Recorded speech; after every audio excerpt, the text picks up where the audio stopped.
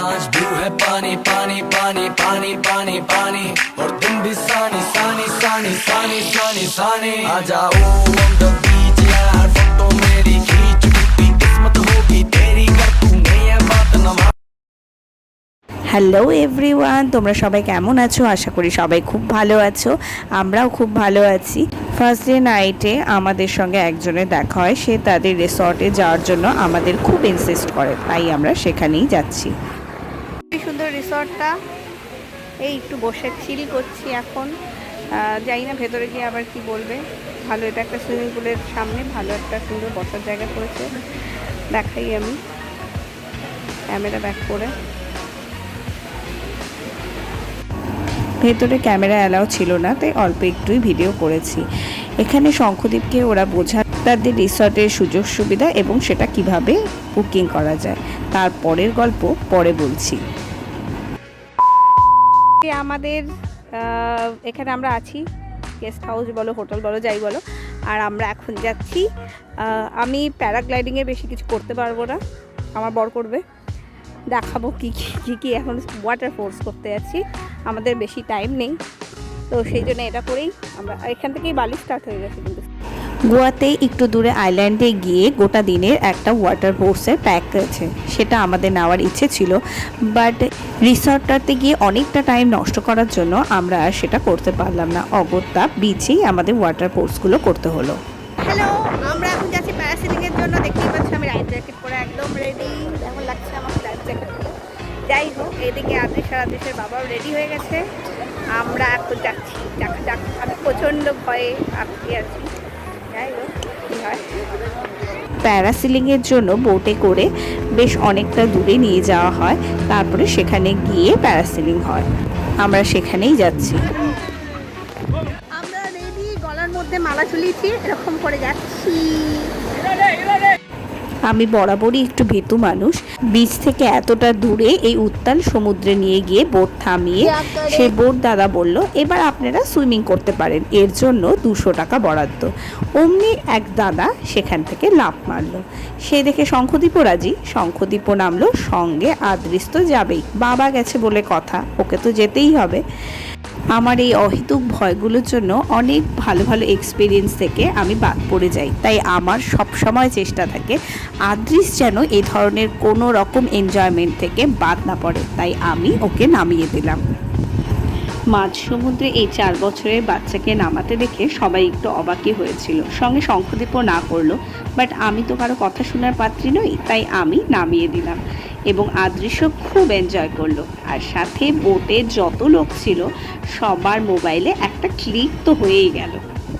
গোয়াতে কী কী water sports হয় তার একটা স্ক্রিনশট আমি দিয়ে দিচ্ছি। এখানে শুধু স্কুবা ডাইভিংটা হয় না বিচে, সেটার জন্য আলাদা আইল্যান্ডে যেতে হয় সকালবেলা 8টার সময়, তো সেটা আমরা করতে পারিনি, সেটাই সবাই বলছিল খুব ভালো।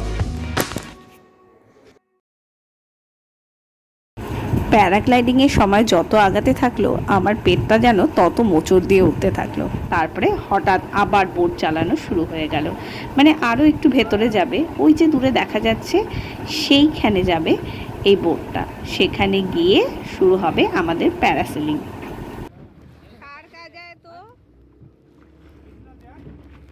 আমরা এখন মাঝ সমুদ্রে ভাসছি, এই যে ওইদিকে অনেক দূরে বিচ,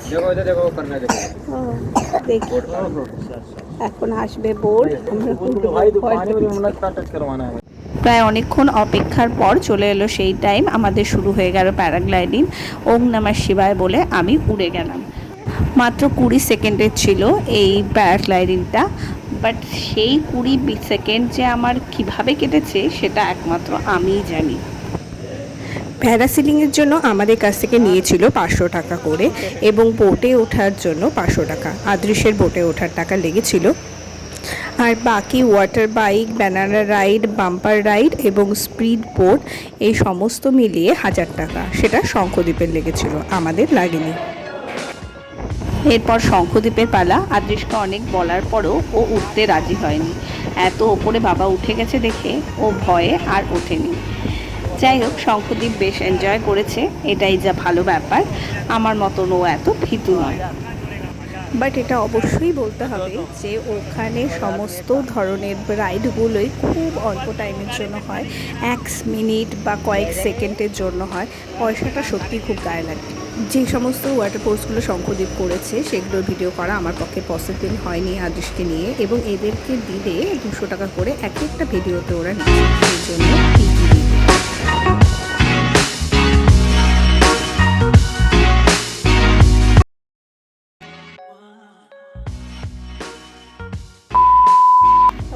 আজকে সেকেন্ড ডে। তো ডে 2তে আমরা ওই রিসর্টে যাওয়ার জন্য আমাদের অনেকটা টাইম ওয়েস্ট হয়ে যায়, সেই জন্য আমরা কোথাও ঘুরতে যেতে পারলাম না। আর এই প্ল্যানটা খুব হট করে হয়েছিল জন্য আগে থেকে প্রি প্ল্যান কিচ্ছু ছিল না।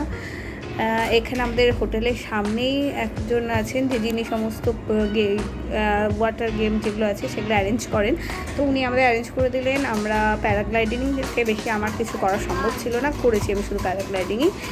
আর আদেশের বাবা করেছে কিছু কিছু গেম। তারপরে এই এতক্ষণ ধরে স্নান করলাম, সন্ধ্যা 6:30 পর্যন্ত এখানে স্নান করা যায়। তারপরে এই ব্যাক করে এখন ভাবছি একটু খেয়ে নিই, খেতে আবার একটু মার্কেটে নিয়ে বেরোবো। আর এটা এখানে আসলে সবাই বানায়, তাই আমিও বানিয়েছি।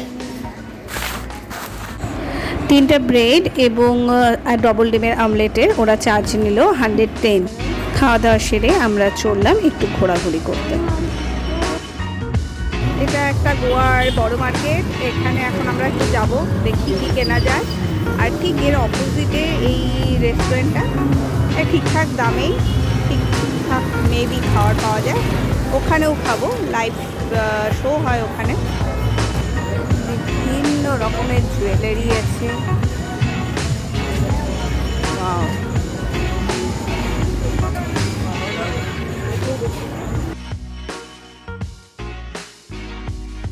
আগেই বলেছি গোয়া একটু কস্টলি, তাই জিনিসগুলোর দাম একটু বেশি, বাট বাইরে গেলে তো দাম একটু বেশি হবে, এটাই স্বাভাবিক। জিনিসগুলো খুব সুন্দর, পছন্দ হলেও আমার বেশি কিছু কেনা হয়নি। আমি শুধু 2টো ইয়াররিংস কিনেছিলাম, আদৃশের জন্য একটু 2-4টে খেলনা কিনেছি, আর সবাইকে দেওয়ার জন্য টুকটাক জিনিস, তা বাদ দিয়ে আর কিছু কেনা হয়নি। এখানকার মার্কেট রাত্রি 12টা পর্যন্ত খোলা থাকে। আমরা যখন এসেছিলাম তখন রাত্রি 11টা বাজে, বাট খোলাই ছিল এবং সেখানে ভিড়ও বেশ ভালোই ছিল।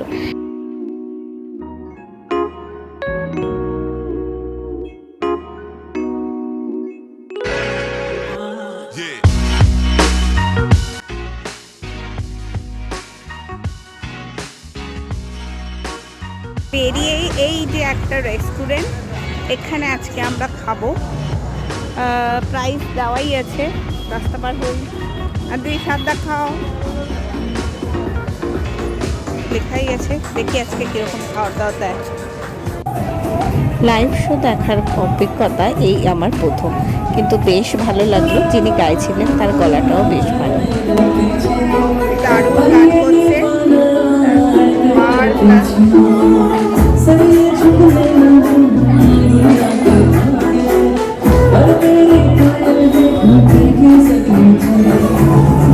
খাওয়া দাওয়া শেষ করে আমরা চললাম হোটেলের উদ্দেশ্যে।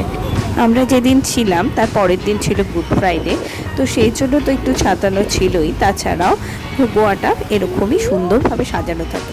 গোয়াটা যেহেতু একটু চিল করার জায়গা, তো সেই জন্য রাস্তার 2 সাইডে প্রচুর পরিমাণে রেস্টুরেন্ট কাম বার পাওয়া যায়।